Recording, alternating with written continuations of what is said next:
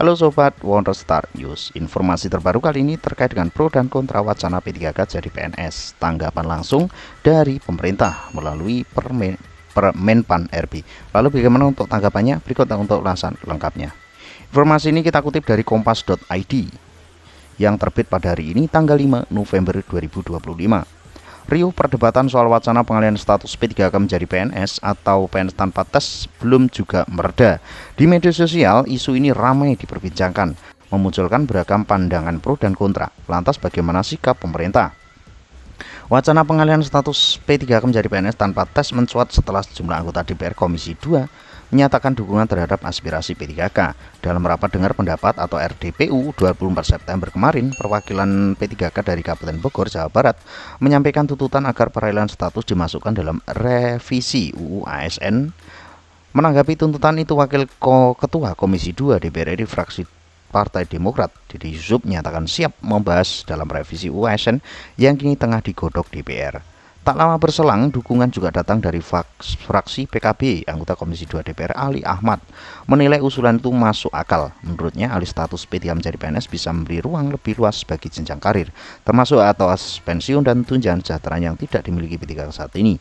Namun, suara penolakan yang bermunculan, bahkan muncul petisi daring di platform charge.id bertajuk "Tolak Pengalihan P3K menjadi PNS di Indonesia" yang diluncurkan Gerakan Berjuang untuk Meritokrasi pada 16 Oktober hingga Selasa 4 November ataupun tanggal 5 November ini sudah tembus hampir 11.000 ya sahabat-sahabat untuk penolakan ini.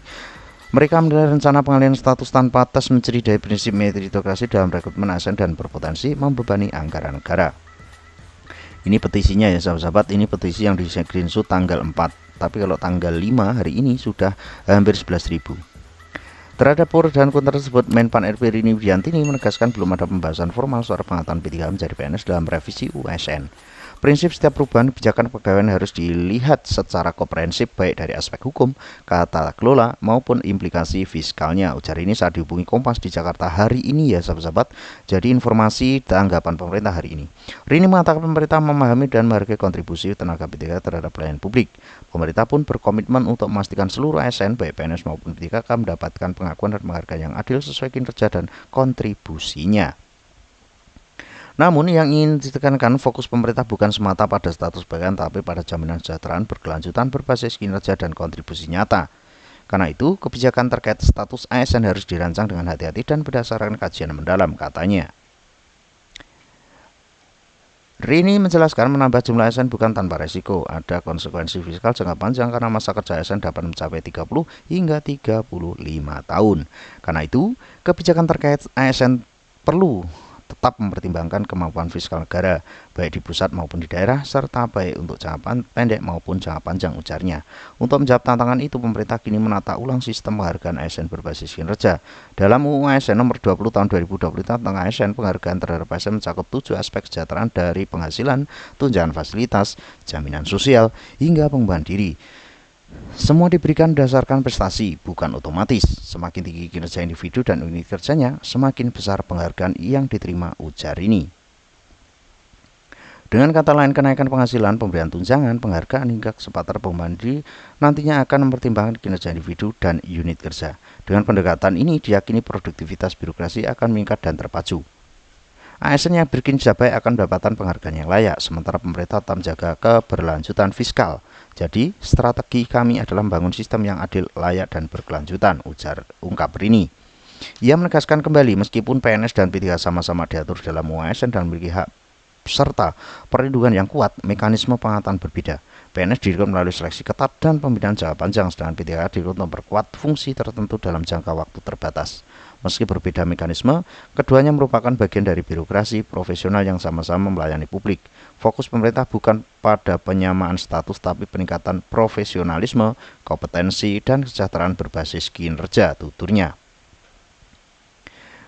Terkait dengan penataan ASN ya sahabat-sahabat, di tengah perdebatan mengenai status pegawai, pemerintah juga tengah melakukan penataan ASN secara menyeluruh, yakni mencari keseimbangan antara ASN yang pensiun dan rekrutmen baru yang benar-benar dibutuhkan. Rini menegaskan tidak benar jika pemerintah menerapkan kebijakan zero growth atau penghentian rekrutmen ASN.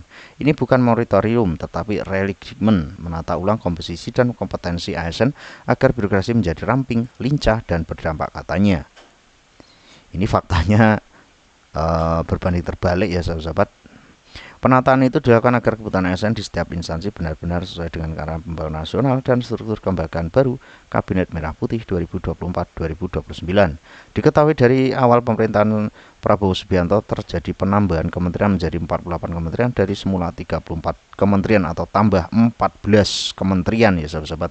Tak hanya itu, di tengah jalan terjadi perubahan nomenklatur kementerian hingga lembaga. Jadi cukup gendut ya untuk kementeriannya.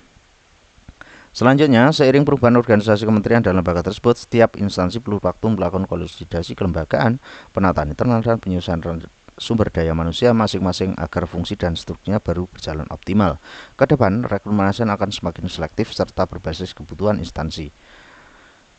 Penerapan sistem merit tetap menjadi fondasi utama dalam setiap kebijakan ASN. Ujar ini, ia menekankan bahwa postur ASN masa depan tidak lagi ditentukan oleh jumlah, tetapi oleh kualitas dan relevansi kompetensinya. Penambahan ASN difokuskan pada sektor strategis yang menjadi perhatian Presiden Prabowo Subianto seperti pangan, energi, kesehatan, pendidikan, teknologi, dan layanan publik. Ditambah lagi, setiap daerah pun memiliki kebutuhan kompetensi berbeda. Misalnya daerah pesisir memerlukan ASN yang dengan keahlian maritim dan perubahan iklim. Ini bukan soal jumlah, tetapi seberapa siap birokrasi kita menjawab tantangan pembangunan nasional dan pelayanan publik ke depan, kata Rini. Padahal faktanya untuk pendidikan ini juga masih banyak yang kurang ya sahabat-sahabat, dan diisi oleh honorer ya di pendidikan. Itu faktanya.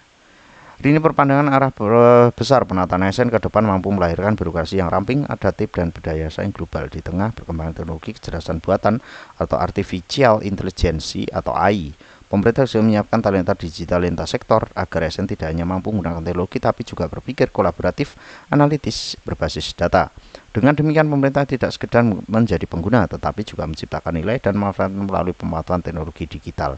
Jadi sekali lagi, tidak benar jika dikatakan pemerintah telah memutuskan kebijakan zero growth untuk seluruh ASN. Sampai saat ini belum pernah ada keputusan untuk menghentikan rekrutmen secara total, ujar ini. Meskipun demikian, menurutnya bukan tidak mungkin kebijakan penataan ASN depan dalam bentuk zero growth, minus growth, atau justru positif growth. Selain pemberitaan kondisi ASN existing, kebijakan pembangunan dan prioritas program pembangunan juga menjadi pertimbangan dalam menetapkan kebijakan tersebut. Selanjutnya, demikian pada sektor tertentu merupakan zero growth, sedangkan di sektor lain merupakan positive growth sehingga tidak bersifat merata untuk setiap sektor, ujarnya. Perlakuan adil ya sahabat-sahabat. Sementara itu, Guru Besar Administrasi Publik Universitas Gadjah Mada UGM Agus Pramusito menekankan pentingnya seleksi transparan dalam pengangkatan ASN baik untuk PNS maupun P3K. Kalau kualitasnya bagus, setiap orang berhak menjadi ASN. Yang terpenting adalah melakukan ASN secara adil dalam hak keuangan dan kepegawaian, ujarnya. Agus menyoroti perubahan konsep P3K yakni kini dinilai menyimpang dari tujuan awal. Semula, P3K direkrut dalam jumlah terbatas dengan kompetensi tinggi dan hak keuangan disesuaikan pengalaman kerja sebelumnya. Ia mencontohkan tenaga profesional yang sebelumnya digaji tinggi di sektor swasta berhak mendapatkan kompensasi sepadan saat menjadi P3K, tetapi tetap kontrak jangka tertentu tanpa hak pensiun tambahan. Contoh lain, dulu P3K digunakan untuk menampung profesor yang lama di luar negeri atau tenaga keahlian langka yang dibutuhkan kampus, jumlah hanya 1-2 orang dan pengajiannya disesuaikan bukan setara PNS baru. Sekarang P3K berubah menjadi sarana tampungan tenaga honorer dengan gaji standar dan tanpa hak pensiun, kata Agus.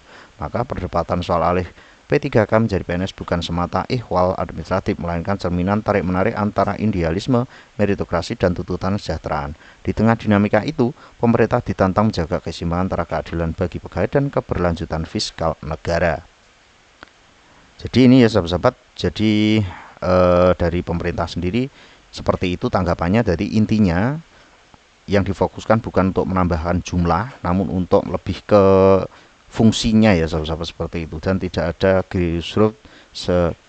zero growth secara menyeluruh, tapi hanya di pos-pos tertentu, dan ada juga yang positif growth, negatif growth, seperti itu ya sahabat-sahabat. Jadi untuk peluang P3K menjadi PNS apakah masih ada? Tetap masih ada ya sahabat-sahabat, karena memang dijelaskan dari profesor dari UGM ini, memang untuk fungsi P3K sendiri ini beralih fungsi ya sejak ini ya, sekarang P3K berubah menjadi sarana tampungan tenaga honorer dengan gaji standar dan tanpa hak pensiun, kata Agus, yang disampaikan oleh Pak Agus ini ya sahabat-sahabat. Jadi terus kawal untuk P3K menjadi PNS ya sahabat-sahabat, terus pasti ada perkembangan, dan kita yakin ya sahabat-sahabat, mudah-mudahan untuk informasi ini bisa bermanfaat. Terus pantau informasi terbaru hanya di kanal YouTube ini. See you next time.